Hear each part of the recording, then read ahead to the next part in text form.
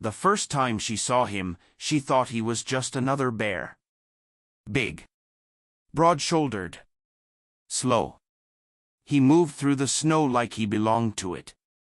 But on the second day, when he returned, same hour, same direction, same silent pause beneath her window, Rowan Cade stopped thinking like a scientist.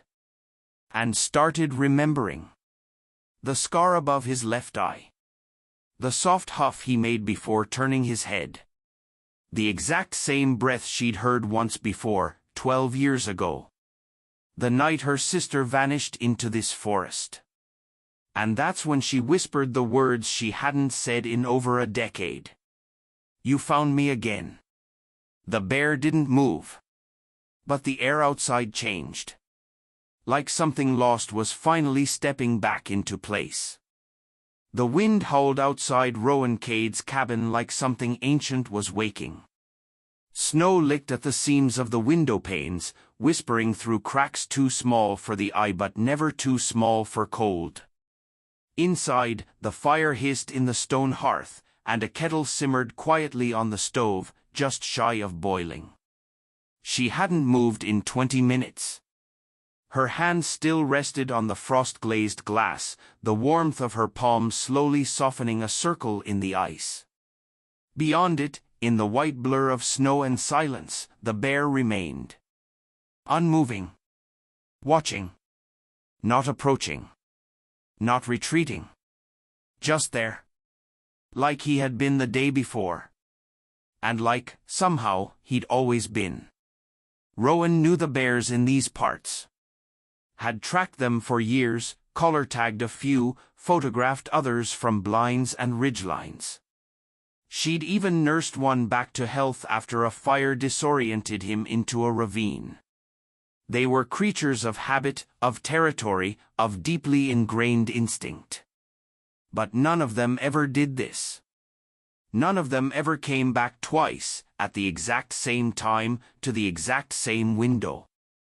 And none of them looked at her like he did. Like he recognized her. Like he remembered something she didn't dare say aloud. She pulled her hand back from the window slowly. The bear made no move. Snow drifted around his bulk, catching in the fur between his shoulders, building on the thick tufts of his back. He was a massive thing. Easily 600 pounds. His eyes were deep-set, unreadable to most. But Rowan saw more. She saw intention. And buried somewhere beneath it, memory. She turned away from the window, heart knocking once, hard. Could it really be the same one? It had been 12 years. She was 18 then. Just beginning her field work. Her sister, Lark, was only 10. That day had started clear and sharp, a sudden break in the winter clouds. They'd bundled up and walked past the old ranger trail, into the trees near Split Birch Hollow. She'd turned her back for 5 minutes. Maybe less. Heard a rustle. Heard a breath. Felt the hairs on her neck rise. And when she spun around, Lark was gone. And standing there instead, deep in the trees, half-shadowed and still, was a bear. Not charging. Not threatening. Just staring at her. Eyes locked. Snow falling between them like a curtain. Then it had turned and vanished. And so had Lark. No tracks. No blood. No prints. Only Rowan screaming. Only her mother's silence. Only a search that turned up nothing but frozen air and false hope. The case had gone cold. Officially, they ruled it unresolved disappearance, probable hypothermia. The forest had swallowed her. Maybe she'd chased something. Maybe she'd fallen. Maybe she was gone long before the rangers arrived. But Rowan never believed that. She never believed her sister just left. And she never forgot the way that bear had looked at her. That's why, today, she couldn't ignore what was happening. The bear out there now, same size, same shape. Same scar, just above his left brow. The exact same curve, a crescent, almost like a claw had missed his eye by inches. He was older now. She was too. But time hadn't changed everything. And what chilled her more than anything wasn't that he'd come back. It was why. She reached for her camera, the one she hadn't used since the summer season ended. Hands trembling, she raised it to the window and clicked once, low ISO, slow shutter. The bear didn't react. She set the camera down and grabbed her old field notebook. Flipped past pages of weather notations and birch fungus counts and hibernation dates. She began to write. Unconfirmed subject returned to same location at 4:36 p.m. No aggression. No retreat. Maintained eye contact through window. Marked left eye scar consistent with 2013 field entry. She paused. Then underlined the year again. 2013. The year lark disappeared. Rowan exhaled slowly. The kettle hissed once. She didn't move to take it off. Instead, she walked to the front door. Slid on her parka. Paused, hand on the handle. The bear still stood outside. Waiting. She cracked the door open. The cold slapped her skin. But she stepped out anyway, slowly, her boots sinking into 6 inches of new snow. The wind bit at her cheeks, but she kept her eyes on the figure ahead. He didn't move. Didn't flinch. Just watched. And that was when she whispered it. Words she hadn't let herself say for over a decade. You found me again. The bear's ears flicked. A deep breath fogged from his nose. Then, slowly, he turned. And began walking away, not down the trail, not toward the ridge, but into the trees, behind the cabin. A direction no path followed. A place untouched. A place she hadn't been since that day. Rowan stood frozen. Snow dusted her hood, clung to her lashes. She turned back toward the cabin. Looked once more through the window, at the chair where Lark had sat that morning with Coco and a book too big for her hands. She turned back to the trees. And followed. Mara's boots crunched softly through the crusted snow, each step careful, deliberate. The bear moved ahead of her at a slow pace, not lumbering as she expected, but gliding, heavy, yet graceful. His bulk wove between the trees like he'd done it 1,000 times. He didn't look back again. He didn't need to. She was following. Not out of curiosity. But out of something deeper, a pull in her ribs, ancient and specific. Something she couldn't name but couldn't ignore. Like muscle memory from a dream she never remembered having. They moved without sound between the trees. No birds. No wind. No distant snapping twigs. Only the shifting whisper of snow falling from branches under the weight of time. She glanced down often, checking for prints, terrain, signals of direction.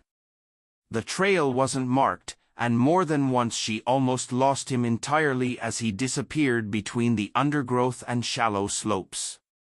But each time, just when she feared the silence would win, she'd spot the flicker of the red scarf swaying between the pines. It didn't make sense. None of this did. A scarf doesn't stay intact after 12 winters. A bear doesn't let it remain tied. A predator doesn't lead a human anywhere. And yet, here she was. Walking behind a creature that should not care. But clearly did. 20 minutes passed before the terrain changed. The woods dipped suddenly into a narrow ravine, not deep, but steep-walled and slick with compact snow. The bear paused at the lip, then slipped down the slope in 3 practiced movements. Mara followed, bracing herself as she half slid down, her gloved hand skimming the dirt wall to slow her momentum. When she reached the bottom, the air felt different. Colder. Not in temperature, in history. A shallow stream lay ahead, frozen over, its surface etched with small cracks and old deer prints. The bear crossed without hesitation, paws thudding lightly over the ice. Mara followed, her eyes scanning everything. Something about this place was wrong. Or maybe not wrong, just untouched. She realized, with a shiver, that this wasn't part of any known trail. Not a single blaze mark. No ranger flagging. No boot prints. It was as if this part of the forest had been folded over, left out of time. On the far side of the stream, she spotted it. Carved into a half-rotted tree stump. TK Red Heart MK, the initials she and Tess had carved when they were girls. She stumbled forward, breath caught. I remember this. They had been 8 and 10, cheeks red from laughter and cold, daring each other to write something in the tree. Tess had insisted on putting a heart instead of a simple plus. It's not math, she'd said. It's memory. Mara hadn't been back to that spot in over a decade. She thought the path had overgrown or been destroyed. But it hadn't. It had just been hidden. The bear waited near the stump, unmoving. Mara approached slowly. She crouched beside the carving, touched the worn wood, and then turned to face the bear again. You brought me here, she whispered. He said nothing. Did nothing. But the snow between them stayed untouched, like neither one was trespassing. Just returning. She stood and scanned the area.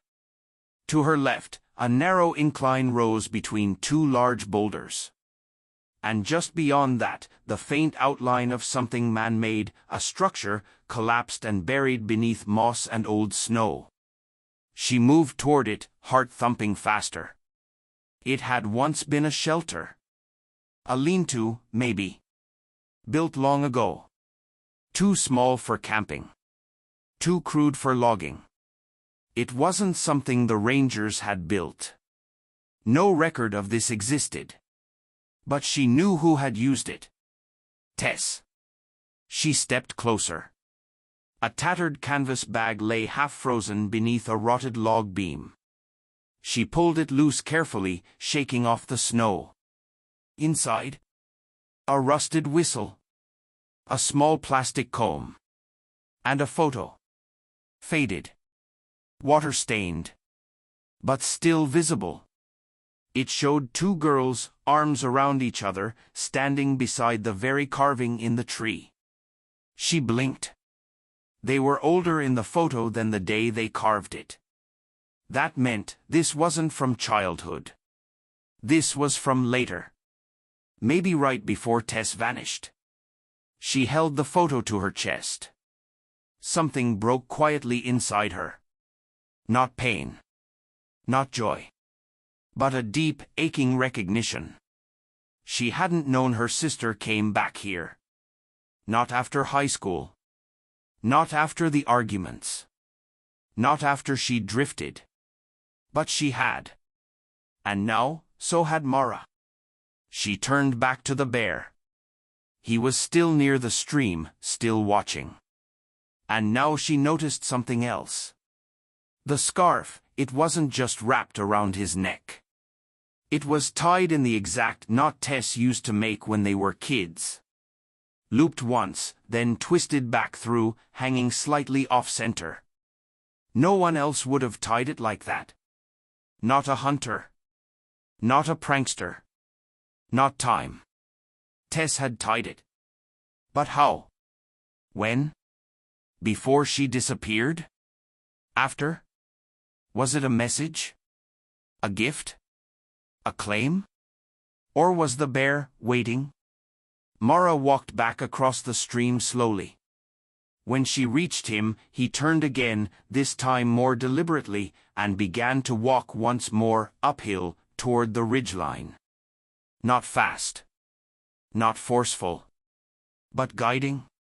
She didn't speak. She just followed. Because the trail might not be on the map. But it was written in memory. And he was showing her the way. And then, without a sound, turned back into the trees. Rowan didn't sleep much that night.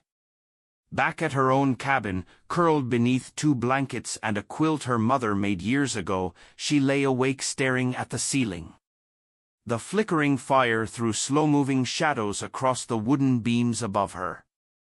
Her mind replayed the images in quiet loops. The child's drawing. The jars of preserved food. The charcoal note, "Don't follow." The carved figure labeled with her name. And always, always the bear. His silence had said more than any voice ever could. When morning came, the sky was still gray, but the wind had softened. She rose with the first light and brewed strong coffee. Every step she took felt oddly purposeful. She no longer questioned if this was real. She had seen it. Touched it. Breathed it. But now a new thought sat just behind her ribs. She hadn't brought anything. 12 years ago, she'd made a silent vow, one no one else heard. If Lark was ever found, Rowan would bring her something she'd promised on her 10th birthday. A book. A simple gift. But back then, it had mattered. Lark loved old stories. Especially ones about animals who protected people. Rowan had found a rare copy of one, The Bear and the Lamp, a hand-illustrated tale about a child and a creature that guided her home.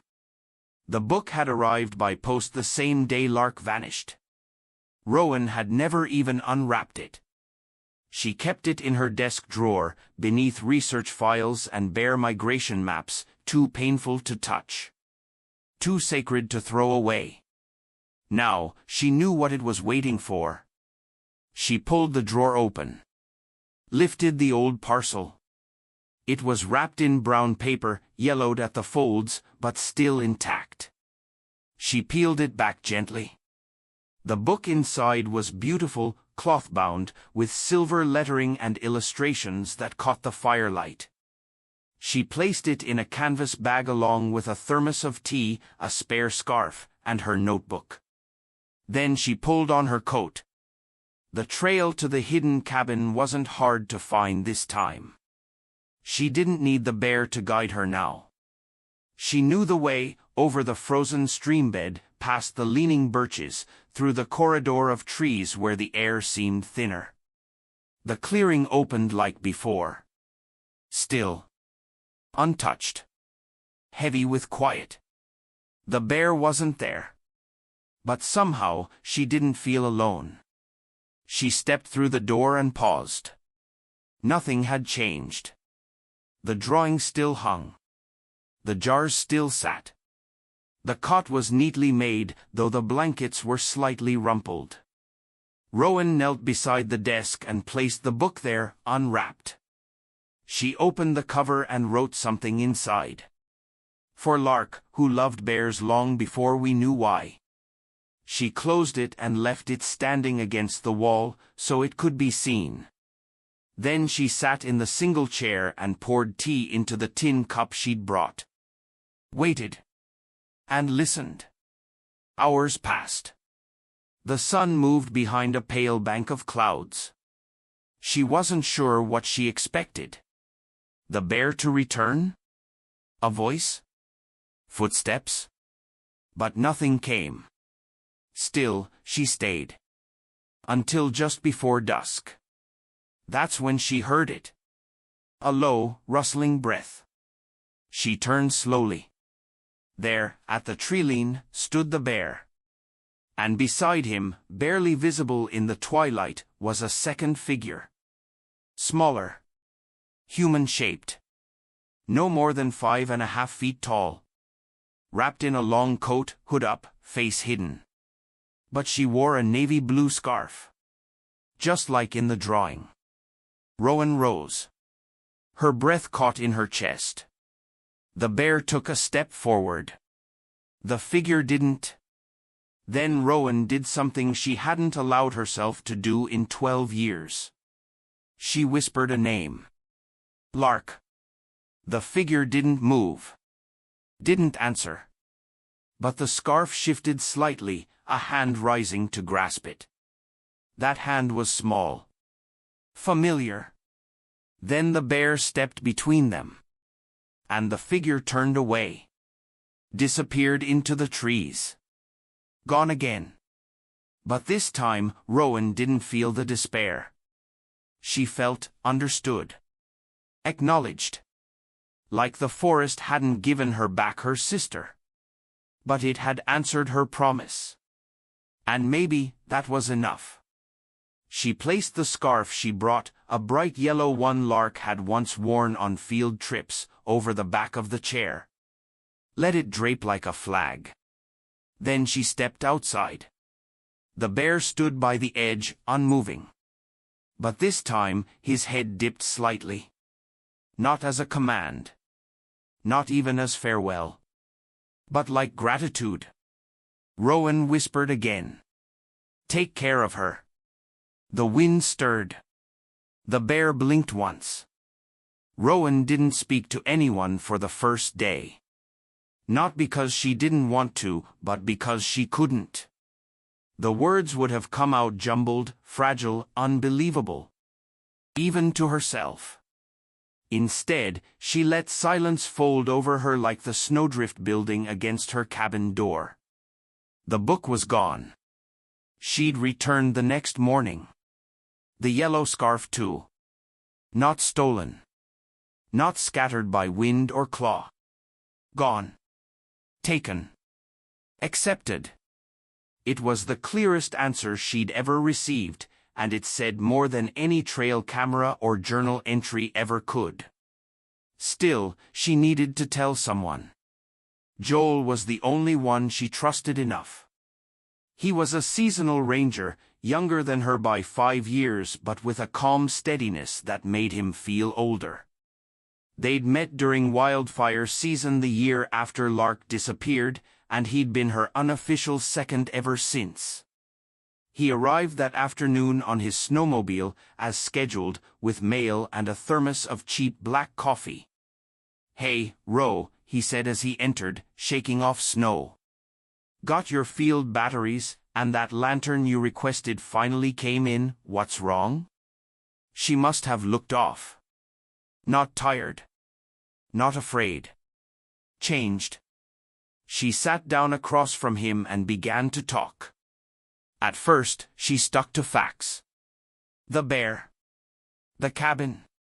The jars. The drawing. The figure in the trees. Joel listened quietly, not interrupting. But she could see the flicker in his eyes, the tilt of his brow, the shift of his mouth. Skepticism. Not disbelief, exactly. Just something more cautious. When she finished, he said nothing for a long while. Then, softly. Rowan, do you think maybe your mind filled in some things? You've been alone out here a while. I know what I saw. I don't think you're lying. I just think memory's a tricky thing. Especially tied to grief. She exhaled sharply. You think I imagined it? No. I think you found something strange. Maybe even beautiful. But Lark, he hesitated. Rowan, she's been gone for 12 years. And you think I should let that be the end of it? Joel didn't answer. But the silence spoke. That night, Rowan couldn't rest. She went back to her notes. Everything was there, sketches, timestamps, weather notations. It was clear. Documented. But none of it would convince someone who hadn't seen what she had. And suddenly, she understood something terrifying. They'd never believe her. Not the station. Not the researchers. Not even the people who once grieved alongside her. They'd smile politely, file her story under coping, and move on. Just like they had 12 years ago. But maybe that wasn't the point. Maybe this wasn't about proving anything. Maybe it was about carrying it. Alone, if needed. With respect. With faith. With the same quiet reverence the bear had shown. Still, part of her needed to go back. Not for answers. But to understand. She packed light, dried food, water, a fresh notebook, her old ranger medallion that Lark used to play with as a child. She tied it to a cord and looped it through her coat zipper like a totem. The sky was graying again, a storm brewing, but she didn't care. She headed out before dawn. This time, as she entered the forest's deeper reaches, something felt different. The air was thicker. The trees seemed taller. And with every step, her breath grew shorter, not from cold, but from some pressure she couldn't name. She reached the clearing by mid-morning. The cabin was there. But the door was closed. Not ajar. Not frozen in place. Shut. Carefully. Deliberately. She stepped forward and reached for the handle. But something stopped her. Not fear. Instinct. She looked down. At the snow. And there, at the base of the door, 2 new items. A small glass jar. And a feather. Rowan crouched.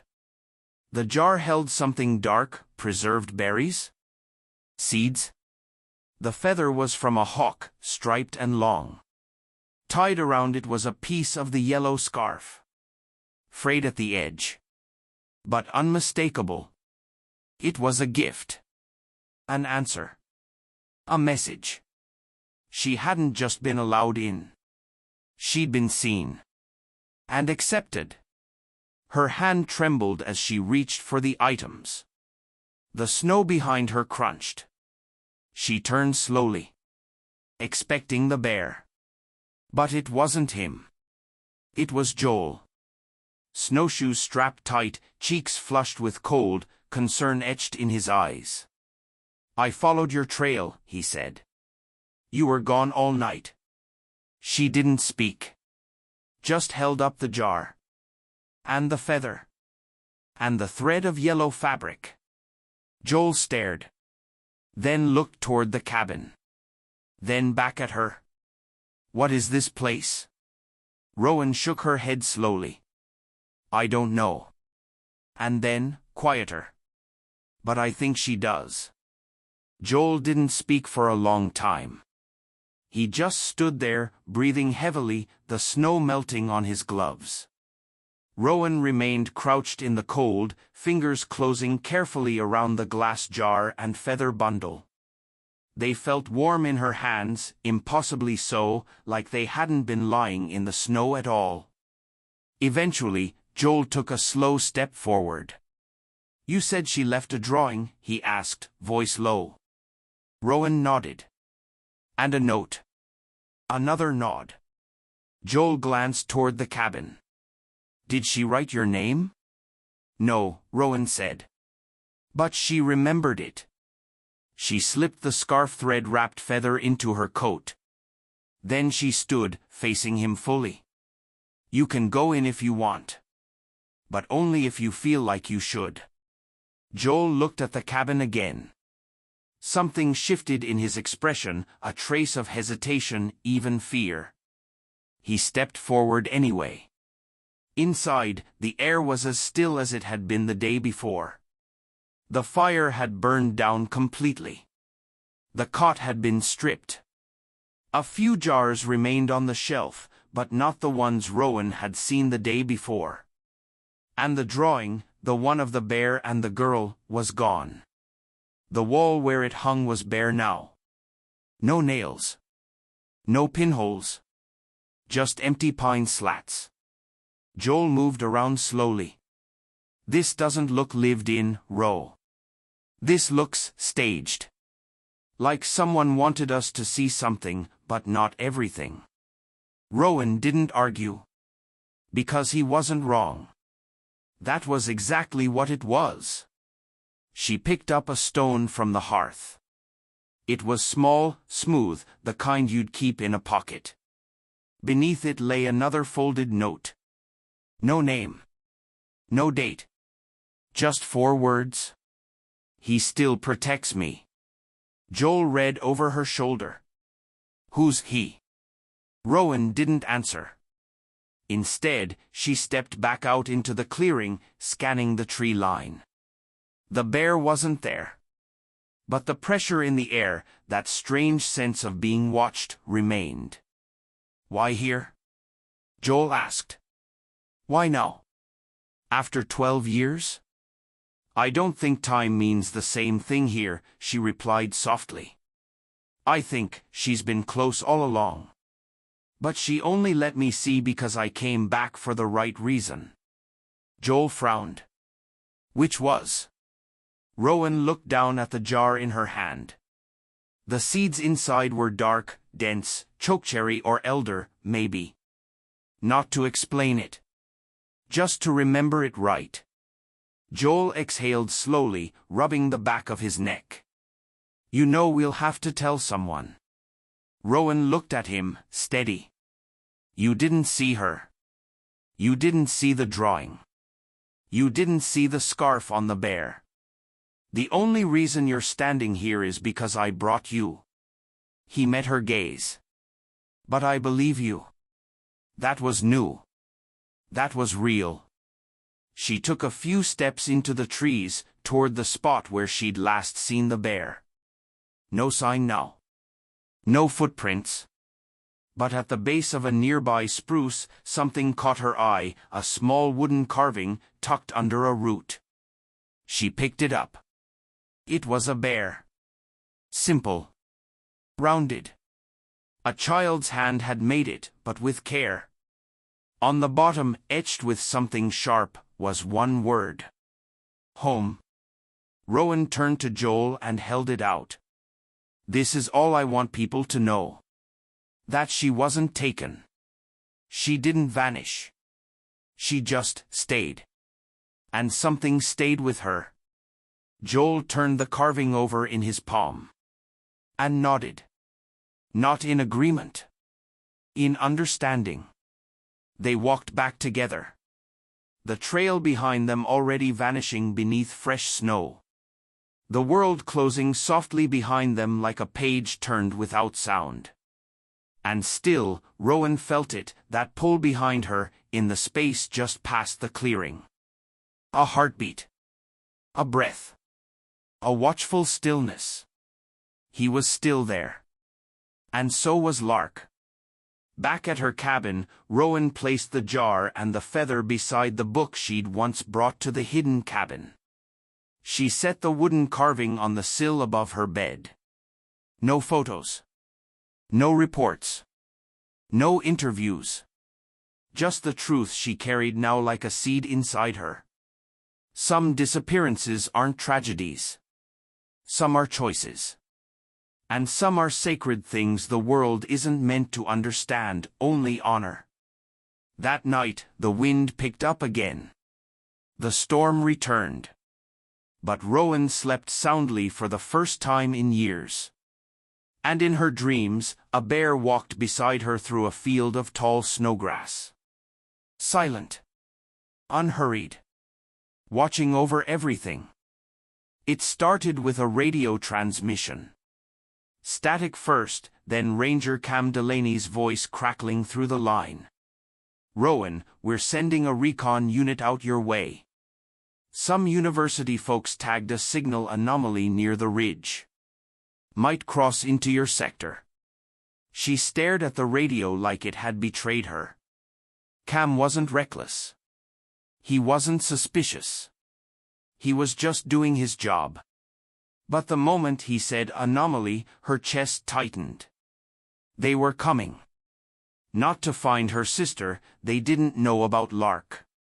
They were coming to track data. And this forest had just become an experiment again. 2 days later, they arrived. 3 of them. An ecologist, a drone tech, and a behavioral biologist. They were polite, curious, overly caffeinated. Their coats were new. Their boots barely scuffed. And their questions came fast. Have you noticed any migratory deviations in the local fauna? Are there dens we should avoid, mating pairs? Have you seen signs of repeat nesting or high-level territory shifts? Rowan played dumb. Shrugged. Offered tea. Directed them toward the western ridge, the farthest point from the cabin. Joel, standing nearby, didn't say a word. He didn't have to. His jaw stayed tight the whole time. They set up a small tent cluster just outside the known perimeter. 2 towers. A data rig. A heat map camera station.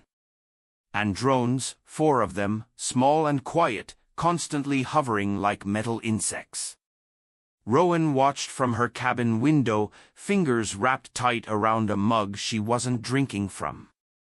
They weren't here for answers. They were here for patterns. They wanted to explain the forest. And the forest didn't like that. That night, the bear came back. She didn't see him, not with her eyes. But she knew. She felt him.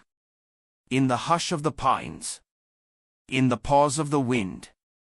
She stepped outside and looked into the trees. Snowflakes danced in the lantern glow. And far at the edge of the dark, just behind a broken birch trunk. Eyes. 2 of them. Watching. Waiting. But not for her. She whispered softly, "They don't understand." The eyes blinked once. Then vanished.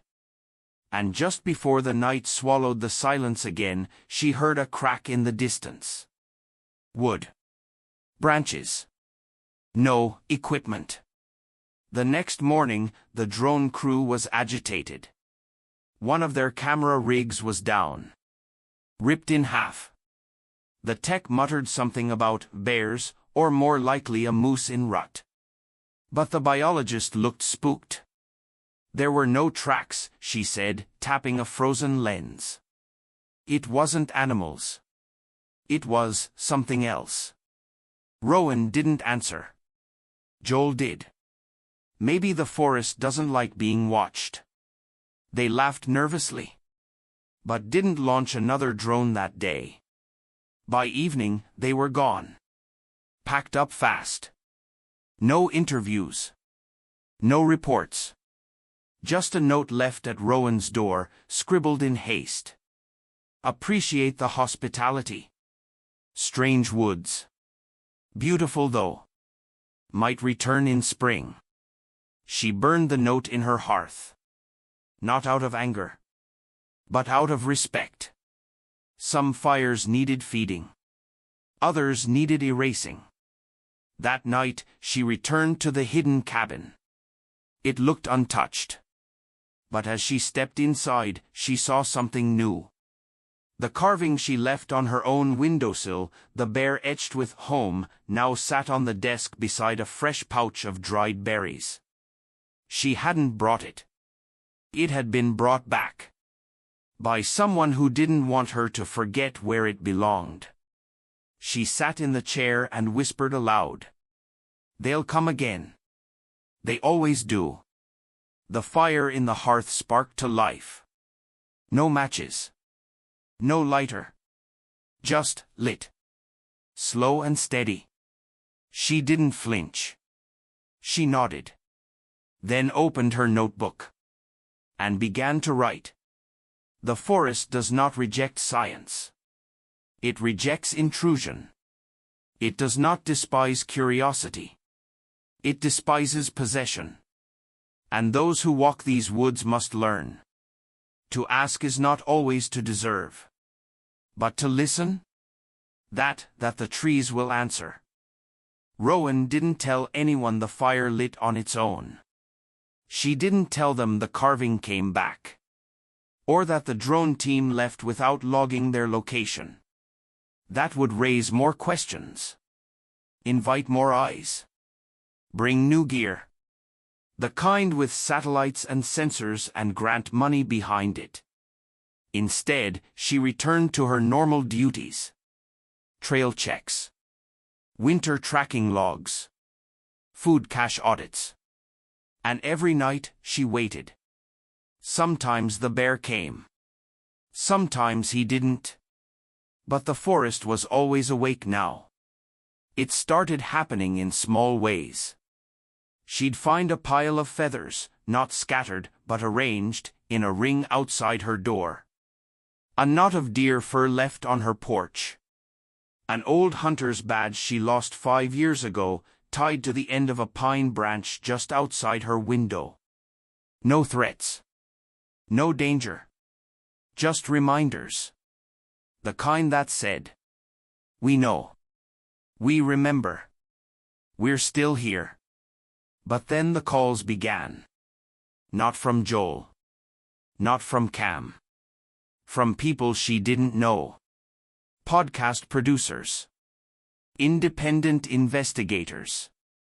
A retired woman who ran a blog on cryptid rescued children. Each one claiming they'd heard something or seen something in satellite anomalies, ranger leaks, or data scrapes. Rowan shut them down, politely at first. Then firmly. No comment. No involvement. No access. She was trying to protect something that didn't belong to her. And Lark, wherever she truly was, had chosen solitude for a reason. One email, though, stopped her cold. Subject, "For Lark, from her father." It was short. Just 2 lines. "I'm sorry I never looked the right way. If she's alive, tell her I never stopped loving her." Rowan stared at the message for a long time. Her father had passed 5 years ago. This wasn't him. It was someone pretending. But the words still pierced. Because she'd once felt the same guilt. Hadn't she? That night, she returned to the hidden cabin. She didn't bring the email. Or her notebook. Just herself. And a question. She sat by the hearth. It was still warm, though no wood burned. "I don't know what you want," she said quietly into the empty air. "I don't know what's fair anymore. If I don't speak, I dishonor you. If I do, I might destroy you." Silence. And then, just once, a soft creak from the far wall. The same wall where the drawing had once been. She turned. And found a fresh one. New charcoal. New bark. Same bear. Same girl. But this time, 3 figures stood together. The bear. The girl. And a third, older, taller, hair tied back in a braid. Rowan. Underneath, a single word. Sister. Her throat closed. Tears came, hot and sudden. She pressed a hand to the image. "I'm still yours," she whispered. "And I'll protect what protects you." Back at her own cabin, she opened her laptop. Created a new folder called "For No One Else." She uploaded the photos. The carvings. The letters. The feather bundle. Each labeled. Each dated. Each carefully stored. And then encrypted it. Locked it behind 3 passwords she wouldn't write down. Not yet. Someday, someone might need to understand. But it would be on Rowan's terms. When the forest allowed. In her journal, she wrote one final entry for the season. "There is a truth the world doesn't deserve yet. Some stories must be guarded like embers in the cold. But one day, if the right heart asks the right way, I'll tell them about the bear. And the girl who never wanted to be saved, only seen. Outside, the snow fell in thick, slow flakes. The wind hummed low through the pine needles. And far in the distance, just at the edge of the trees, a familiar shape moved slowly across the white. Broad. Heavy. Quiet. Watching. Rowan woke to silence. Not the usual hush of snowfall or the gentle groan of trees shifting in wind, but an eerie, total stillness. It pressed against the windows, held the air in place. Even the birds were quiet. She dressed quickly, a knot forming behind her ribs. No coffee. No delay. The forest was waiting. She stepped outside. The snow was deep, fresh, undisturbed, except for one single trail of prints leading away from her porch. Not bare tracks. Not boots. Bare feet. Small. Narrow. Headed due north. Into the deeper part of the woods. The part beyond even the hidden cabin. The part she had never entered. She didn't hesitate. The trail led her through unfamiliar terrain. Ravines she didn't remember. Trees older than any she'd recorded. Boulders with moss-covered glyphs. It was like walking backward through time. The prints never wavered. Never strayed. Straight ahead, as if the feet that made them knew exactly where they were going. And then, as the morning bled into afternoon, she reached a clearing. Smaller than the one with the cabin. Circular. Perfect. And in its center, nothing. No trees. No footprints. Just absence. A pause in the forest. A breath. She stepped into it and felt warmth. Subtle. Not from sun or fire. From something older. Like the forest itself recognized her. Like it was saying, "You made it. You were meant to. Now listen." She turned slowly. And saw it. Not the bear. Not lark. But a tree. Ancient. Wide and dark. And carved into its bark, at eye level, were two names. Lark. Rowan. Underneath, a simple drawing. A circle. Inside it, a bear. And beneath that, a single line of text. No one is ever lost who chooses to stay. She pressed her hand to the bark. It was warm. The way living things are warm. The way breath is warm in cold air. And beneath her fingers, the bark pulsed. Just once. Like a heartbeat. She whispered, "I'll protect you. As long as I can. As long as you want me to." And then the wind picked up. Not cruel. Not loud. Just clearing. It lifted the snow gently from the base of the tree. And there, half buried in the roots, was a small leather pouch. Inside it, a photograph. Old. Weather-worn. Two girls. Laughing. Lark and Rowan. At a trailhead, long before the world fell apart. And written on the back, in familiar, looping handwriting. "You remembered." She didn't cry. She smiled. Soft. Full. Because for the first time in 12 years, she knew. Lark wasn't gone. She hadn't been taken. She'd chosen. Chosen quiet. Chosen the forest. Chosen him.